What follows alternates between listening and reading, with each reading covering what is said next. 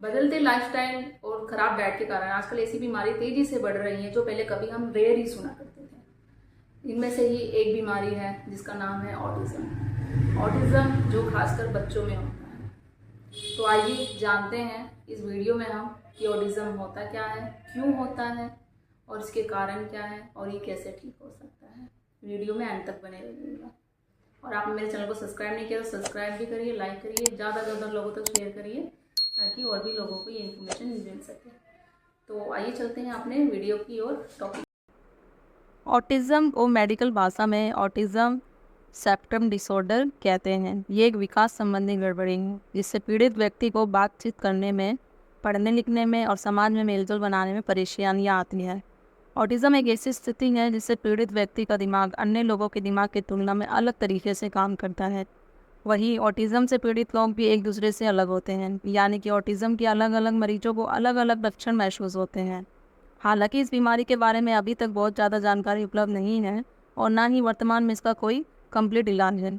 वैसे तो इस बीमारी को पीड़ित लोग नौकरी करने, परिवार और दोस्तों के साथ मेल मिलाप करने में सक्षम होते हैं, लेकिन कई बार इन्हें इसके लिए दूसरों की मदद भी लेनी पड़ती है। जहाँ कुछ ऑटिस्टिक लोगों को पढ़ने लिखने में परेशानी होती है, वहीं ऑटिज़म के कुछ मरीज या तो पढ़ने लिखने में बहुत तेज होते हैं या सामान्य होते हैं। परिवार, टीचर या दोस्तों के सहयोग से लोग इन स्किल्स सीखने में भी सक्षम होते हैं और बिना किसी सहारे के भी काम कर पाते हैं।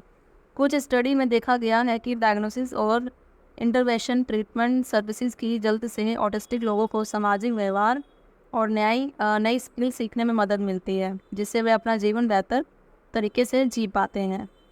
अब हम जानते हैं कि ऑटिज्म के लक्षण क्या होते हैं।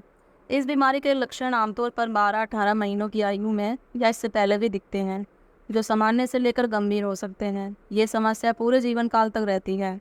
नवजात शिशु जब ऑटिज्म का शिकार होते हैं, उनमें विकास के कुछ इस तरीके के संकेत दिखाई देते हैं, जैसे कि एक ही शब्द को बार बार बोलना या बड़बड़ाना, किसी चीज़ की तरफ इशारा करना, माँ की आवाज़ सुनकर मुस्कुराना या उसे प्रतिक्रिया देना, हाथों के बल चलकर दूसरों के पास जाना, आंखों में आंख मिलाकर ना देखना या आई कांटेक्ट ना देना, दूसरे बच्चों से घुलने मिलने से बचना, अकेले रहना, खेलकूद में हिस्सा ना लेना, कोई रुचि नहीं दिखाना, किसी एक जगह पर घंटों अकेले चुपचाप बैठना या किसी एक वस्तु पर ध्यान देना या कोई एक ही काम को बार बार करना, दूसरों से संपर्क ना करना, अलग तरीक़ों से बात करना, जैसे प्यास लगने पर मुझे पानी पीना है कहने की बजाय क्या तुम पानी पियोगे कहना, बातचीत के दौरान दूसरे व्यक्ति के हर शब्द को दोहराना, सनकी व्यवहार करना, किसी भी एक काम या सामान के साथ पूरी तरह व्यस्त रहना, खुद को चोट लगाना या नुकसान पहुंचाने के प्रयास करना, गुस्सेल, बदहवास, बेचैन, अशांत और तोड़-फोड़ मचाने जैसा व्यवहार करना, किसी काम को लगातार करते रहना जैसे झूमना या ताली बजाना, एक ही वाक्य लगातार दोहराते रहना, दूसरे व्यक्तियों की भावना को ना समझ पाना, दूसरों की पसंद नापसंद को ना समझ पाना, किसी विशेष प्रकार की आवाज़, स्वाद या गंध के प्रति अजीब प्रतिक्रिया देना, पुरानी स्किल्स को भूल जाना। अब इसके ऑटिज़म के कारण क्या हैं? अभी तक ऑटिज़म के सही कारणों का पता तो नहीं चल सका है। हालांकि विभिन्न स्टडीज़ में कहा गया है कि यह डिसऑर्डर कुछ आनुवंशिक और पर्यावरण कारणों से होता है, जो कि गर्भ में पल रहे बच्चे के दिमाग के विकास को बाधित करते हैं, जैसे कि दिमाग के विकास को नियंत्रित करने वाली जैसे जीन में कोई गड़बड़ी होना, सेल्स और दिमाग के बीच संपर्क बनाने वाली जीन में गड़बड़ी होना, गर्भावस्था में वायरल इन्फेक्शन या हवा में फैले प्रदूषण के कारणों में संपर्क में आना। अब इसके जोखिम जो कारक होते हैं वो क्या होते हैं? इन बच्चों में ऑटिज्म का खतरा सबसे अधिक कब होता है? ऐसे माता पिता के बच्चे जिनका पहले से कोई बच्चा ऑटिज्म का शिकार हो, समय से पहले पैदा होने वाले यानी प्री मेच्योर बच्चे, कम बर्थ वेट यानी जन्म के समय कम वजन के साथ पैदा होने वाले बच्चे, उम्र दराज माता पिता के बच्चे, जेनेटिक या क्रोमोसोमल कंडीशन जैसे ट्यूबरस सेक्युलोसिस या फ्रेजाइल एक्सिड सिंड्रोम, प्रेगनेंसी के दौरान खाई गई कुछ दवाइयों का साइड इफ़ेक्ट, ये सब कारण है जो इनके कारण भी बच्चे को जन्म के बाद ऑटिज़म होता है। अभी ऑटिज़म से बचाव क्या है? चूँकि अध्ययनों में अभी तक ऑटिज़म के कारणों का सही तो तरीके से पता नहीं चल सका है, इसलिए वर्तमान में इससे डिसऑर्डर से बचाव के लिए कोई कारगर उपाय भी उपलब्ध नहीं है। इसका सिर्फ वही है कि हम थेरेपीज़ वगैरह वो सारी चीज़ें हम करवा सकते हैं। फिलहाल ऑटिज़म के डायग्नोसिस या निदान के लिए कोई विशेष टेस्ट नहीं है। आमतौर पर अभिभावकों मतलब पेरेंट्स जो होते हैं बच्चे के व्यवहार और उनके विकास पर ध्यान देने के लिए कहा जाता है ताकि डिसऑर्डर का पता लगाने में मदद हो। विशेषज्ञों द्वारा मरीज के देखने, सुनने, बोलने और मोटर कोऑर्डिनेशन की क्षमता पर आकलन किया जाता है। यदि बच्चे में निम्न प्रकार के लक्षण दिखाई दे रहे हैं तो ऑटिज़म से पीड़ित माना जाता है। जैसे कि मैंने बताया आपको पहले भी, एक ही बात का एक्टिविटी को बार बार करना, अलग अलग सामाजिक स्थितियों में लोगों के साथ बातचीत करना या संपर्क करने में दिक्कत आना। आमतौर पर ये 2 साल की उम्र के आसपास के बच्चों को ऑटिज़म होने का पता चल जाता है, लेकिन कुछ बच्चों में ये लक्षण जल्दी नहीं दिखते। इसलिए जब बच्चा स्कूल जाने लगता है या जब वो टीनेजर हो जाता है तब उसके ऑटिस्टिक होने का पता चलता है। इसका उपचार क्या है? वर्तमान में ऑटिज़म के लिए कोई उपचार तो उपलब्ध नहीं है। हालांकि स्टडी में ऐसे संकेत दिए गए हैं जिसमें बचपन में इंटरवेंशनल ट्रीटमेंट सर्विसेज की मदद से ऑटिस्टिक बच्चे को पढ़ने लिखने जैसी ज़रूरी स्किल सीखने में सहायता मिल सके। इसमें एजुकेशन प्रोग्राम और बिहेवियर थेरेपी के साथ साथ ऐसी जो एक्टिविटीज़ होती हैं वो ट्रेनिंग सेशन भी कराए जाते हैं जो बच्चे को बोलना, सामाजिक व्यवहार और सकारात्मक व्यवहार सीखने में मदद करते हैं। हर व्यक्ति में ऑटिज़म के लक्षण अलग अलग होते हैं, कोई एक जैसा नहीं होता है, इसलिए हर व्यक्ति को विशेष उपचार देने से बेहतर परिणाम प्राप्त हो सकते हैं। ऑटिज़म के मुख्य लक्षणों का इलाज करने में दवाइयाँ कोई कारगर नहीं है। अगर कोई पेरेंट्स समझते हैं कि दवाई खाने से ऑटिज़म ठीक होता है तो ये बिल्कुल नहीं होगा, लेकिन वे बेचैनी, डिप्रेशन, सनकी और जुनूनी व्यवहार को कंट्रोल करने में मदद कर सकती है जो आमतौर पर ऑटिज़म के मरीजों में देखी जाती है। डॉक्टर ऑटिज़म के मरीजों को कुछ दवाइयों का सेवन करने की सलाह भी देते हैं, जैसे कि एंटी एंग्जाइटी दवाइयाँ, बेचैनी वाले जो व्यवहार को कंट्रोल करने की होती है, चिड़चिड़ापन, गुस्सा, बार बार एक जैसा व्यवहार दोहराना आदि से राहत के लिए एंटीसाइकोटिक दवाइयाँ भी दी जाती हैं। अशांत और बेचैनी भरे व्यवहार से राहत के लिए सेंट्रल नर्वस सिस्टम स्टिमुलेटन दवा, डिप्रेशन और बार बार दोहराने वाले व्यवहार में राहत के लिए एंटी डिप्रेशन दवा, ये सब दी जाती हैं। अब ऑटिज़म में जो हमारा लाइफस्टाइल है उसमें जैसे बच्चों में क्या फ़र्क होता है, ऐसे बच्चे जो ऑटिज़म से पीड़ित हैं उनके लिए लाइफस्टाइल से जुड़े बदलाव मददगार साबित हो सकते हैं।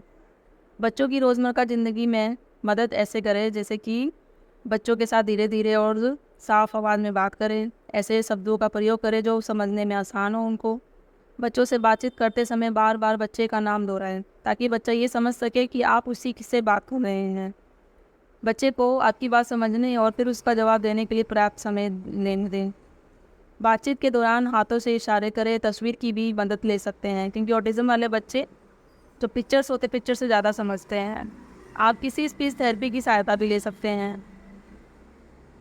खाना खाना सिखाएं। ऑटिज़म वाले बच्चे अक्सर खाने पीने से आनाकानी करते हैं और किसी विशेष रंग प्रकार का ही भोजन खाते हैं। वे बहुत अधिक या बहुत कम मात्रा में भी खा सकते हैं। उन्हें खाना खाते समय भोजन अटकने या खांसी की समस्या भी हो सकती है। ऐसे मामलों में पेरेंट्स को अपने बच्चों के खाने पीने से जुड़ी आदतें एक डायरी में लिख कर रखनी चाहिए ताकि वह बच्चों की समस्या को समझ सके और उसे बचने के उपाय भी अपना सकें।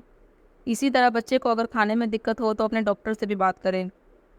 और जब बच्चे को सोने में परेशानी हो तो पेरेंट्स किसी डायरी में बच्चे के सोने से जुड़ी भी आदतों को नोट बनाएं और उसको भी सुलझाएं।